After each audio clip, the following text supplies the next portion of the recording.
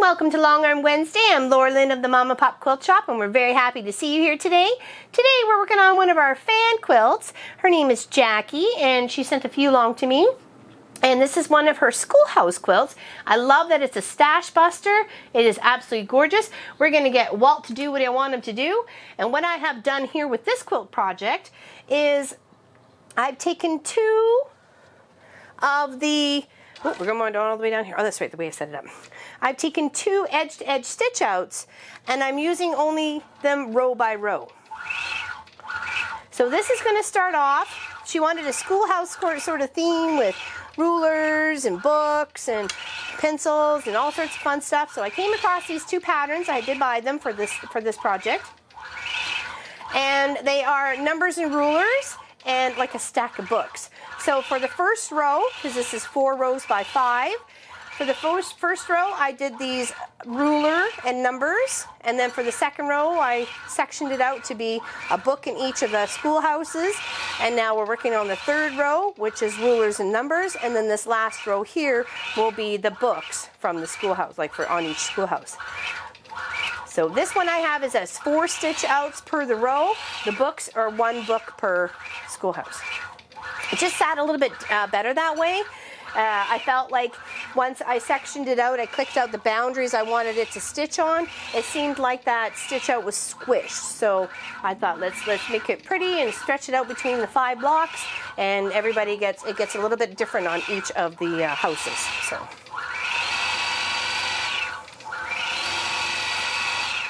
This is a beautiful, beautiful project. Like I say, a fantastic stash buster. The 2 colors, one for the house, one for the background. You can, or mix and match it if you wanted to. You can have all the windows the same color, or you can have all the chimneys the same color. There's many options that you can do. It's a great way to incorporate some of your favorite fabrics or projects you've done and want to remember into something like this. You could just do a regular house, or you can do the school. This is the school. She did a fantastic job. I absolutely love this peacock fabric here. And this one up here, when you'll see it in a little bit. It looks like it reminds me of kindergarten, and this kind of like middle school. And then we got some camel fabric back over on this one here. That I think that was in her deer project. That was another Long Arm Wednesday video. It's one of our first ones, and I think that reminds me of like a high school, because everyone just wants to blend into high school, right? This is a very cute little stitch out. I chose Battleship Gray thread. It was my choice to pick out something that would match. For one, I thought it was like the color of lead, so it reminded me of school. As well as it wasn't too dark or too light. I didn't want to choose white, just because I wanted something to kind of blend with what we have here going on in the sashing and the cornerstones, or these little guys here. And I think that blends really lovely. I did have the yellow, with almost the same color yellow as a pencil, an HB pencil, but I didn't really like the way it looked on the black. So I'm sure it would look fine on the back here, but on this blacky gray, I just didn't really like it. So I thought something a little bit more to blend, and then stand out as a beautiful sort of whole cloth on the back, because it's all directional. This whole quilt is directional, so same as the letters and the rulers and the books, the way they're going to stitch out is all directional. So if she were to flip it over, it would just be a line of numbers and rulers, a line of books, numbers and rulers, and line of books. And I think that would look absolutely lovely as a beautiful wall hanging if you wanted.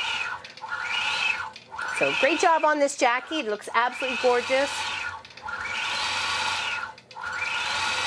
Love these little pink flowers. So, so cute.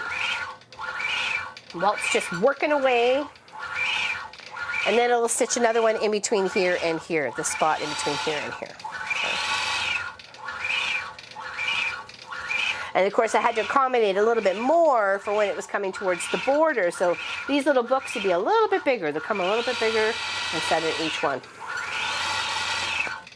It's like a stack of books. I think it's like 3 or 4. 1, 2, 3, maybe 3, maybe 4. I like the font that's in this stitch out. I really think it's pretty. A little curvature to it. Reminds me a little old school. And I'm not sure if all the letters are actually stitched out in it, or sorry, all the numbers are stitched out in it, or it's just a few.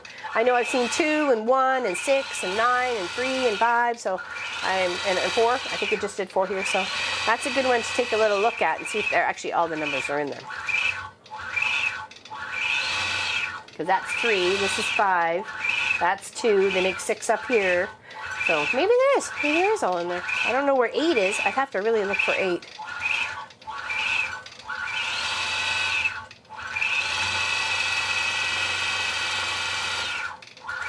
Very, very pretty.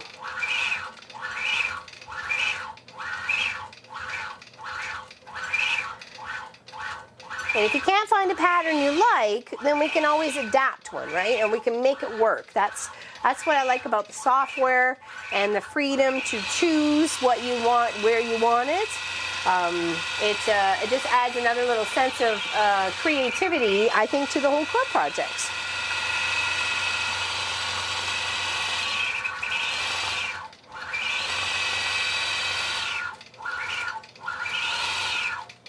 That's some really cute little flower fabric. Very cute.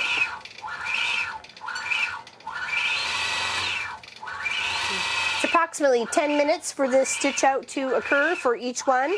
So this takes just a little, about an hour, almost just shy of an hour, and then the books go just a little bit faster. So. And it would have been nice if we could have found some mix one out there. I think we may just have to go design one ourselves to put it out there because I think it's needed. Something with a pencil, ruler, numbers, letters, a bell, maybe an apple.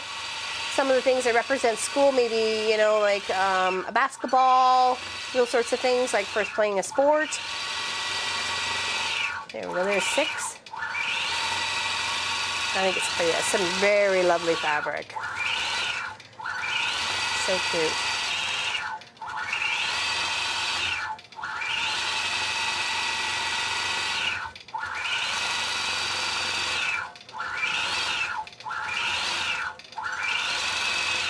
And it's interesting how the software, the computer software, maneuvers itself around the pattern and how it backtracks a little bit, comes over here, goes over there. It's very interesting. It's interesting to see how it works and how it works around a stitch out.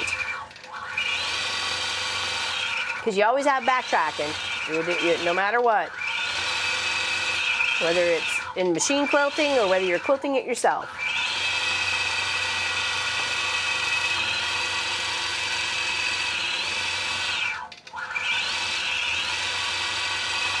Now you can easily trace something out on paper and then copy it onto your quilt project, something that you like.